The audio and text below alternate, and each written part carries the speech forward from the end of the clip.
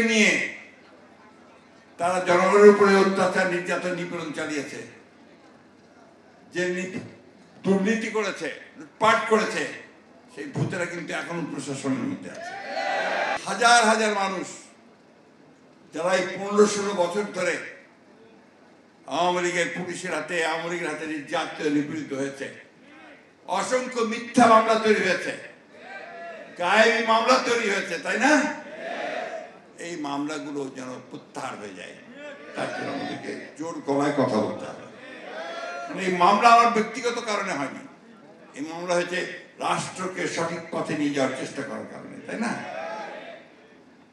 তো বন্ধুগণ, আমি আরেকটা অনুরোধ করব যে আমরা এখন বর্তমান যে সরকার এসছে আমাদের প্রফেসর ডক্টর ইউনূস সাহেবের নেতৃত্বে, এই সরকার তো যারা আন্দোলন করেছে তারাই তাকে আমরা সবাই মিলেই এই সরকারকে আমরা দায়িত্ব দিয়েছি দেশকে সঠিক দিকে নিয়ে যাওয়ার জন্য। আমরা তাদেরকে অবশ্যই সময় দিচ্ছি, সময় দেব, কিন্তু বারবার প্রশ্ন আসে যে কতদিন সময় দেবেন। আমরা সেই পর্যন্ত সময় দেব যে পর্যন্ত একটা যৌক্তিকভাবে তারা একটা নির্বাচনের ব্যবস্থা তৈরি করতে পারবে। আমরা বিশ্বাস করি, রাজনীতি করি এবং আন্দোলন করেছি, জান দিয়েছি, প্রাণ দিয়েছি একটা কারণে, যে আমরা জনগণের ভোটের অধিকারকে প্রতিষ্ঠিত করতে চাই, আমরা গণতন্ত্রকে প্রতিষ্ঠা করতে চাই। আমরা কোনো বিরাজনীতিকরণের রাজনীতি বিশ্বাস করি না। আবার ওই -2 1/11 আমরা দেখতে চাই না। আমরা আবার ওই মৌলবাদ বা জঙ্গিবাদকে দেখতে চাই না। আমরা আবার সন্ত্রাসকে দেখতে চাই না। আমরা সত্যিকার অর্থে দেশে একটা সুস্থ, একটা উদারপন্থী গণতান্ত্রিক ব্যবস্থা দেখতে চাই। তার জন্যই আমরা তাদের হাতেই দায়িত্ব দিয়েছি, যারা আমরা মনে করেছি যে এরা যোগ্য মানুষ, তারা কাজ করছেন। তবে যত দ্রুততার সঙ্গে সঠিকভাবে কাজ করার জন্য আমি আহ্বান জানাবো। আরেকটা কথা তাদের উদ্দেশ্যে বলতে চাই, যে ভূতগুলোকে নিয়ে তারা জনগণের উপরে অত্যাচার নির্যাতন নিপীড়ন চালিয়েছে, যে দুর্নীতি করেছে, লুটপাট করেছে, সেই ভূতেরা কিন্তু এখনো প্রশাসনের মধ্যে আছে। এই ভূতগুলোকে দূর করতে হবে, নাহলে আপনারা কোনো কিছুই করতে সক্ষম হবেন না। আমি সবশেষে আবার আপনাদেরকে অনুরোধ করব যে আপনারা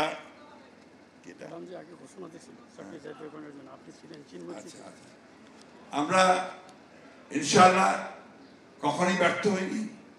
আমরা 52 সালে ভাষা আন্দোলনে জয়ী হয়েছি, আমরা 69-এ জয়ী হয়েছি, 71-এ জয়ী হয়েছি, আমরা 90-এ জয়ী হয়েছি দেশনেত্রী খালেদা জিয়ার নেতৃত্বে। এবার আমাদের আন্দোলন শুরু হয়েছিল আমাদের এই ভারপ্রাপ্ত চেয়ারম্যান তারেক রহমান সাহেবের নেতৃত্বে। আমরা ইনশাআল্লাহ এখানেও জয়ী হব। আরেকটা কথা আপনাদের আমি বলতে চাই, সেটা হচ্ছে যে আমাকে আমাদের সেলিম ভূঁইয়া সাহেব, উনি এখন অনেক বড় নেতা, আমাদের শুধু আপনাদের নেতা নন, তিনি শুধু আপনাদের নেতা নন, তিনি এখন বিএনপির নেতা, তাই না? তো এখন উনি আমাদের একটা কাগজ তুলে দিয়েছেন যে ম্যাডামের একটা ঘোষণা ছিল চাকরি জাতীয়করণ করার জন্য। ম্যাডামের ঘোষণা তো সকলের জন্য ছিল ধার্য। আমাদের সরকারে আসতে হবে তো, সরকারে আসতে হবে তো নাকি? সরকারে কখন আসতে পারবেন? জনগণ যদি ভোট দিয়ে আপনাকে সরকারে পাঠায়, তাই না? ভোট দিবে কখন? যখন আপনি জনগণের কাছে প্রমাণিত হবেন যে আপনি যোগ্য এবং আপনি আগামী 5 বছর তাদেরকে সুষ্ঠুভাবে তার সেবা করবেন, তার কাজ করতে পারবেন, তাই না? সবখানে কি আমরা সেই সব শুনতে পাচ্ছি? পত্র পত্রিকায়, বাইরে বিভিন্নভাবে সমালোচনা হচ্ছে না? এই সমালোচনা যেন না হয়, তার কাজ করতে হবে। আমরা চাই না, আজকে আমি বলেছি যে যারা এই দুর্নীতি করে, যারা চাঁদাবাজি করে, জমি দখল করে, এরা বিএনপির লোক নয়, এরা দুর্বৃত্ত।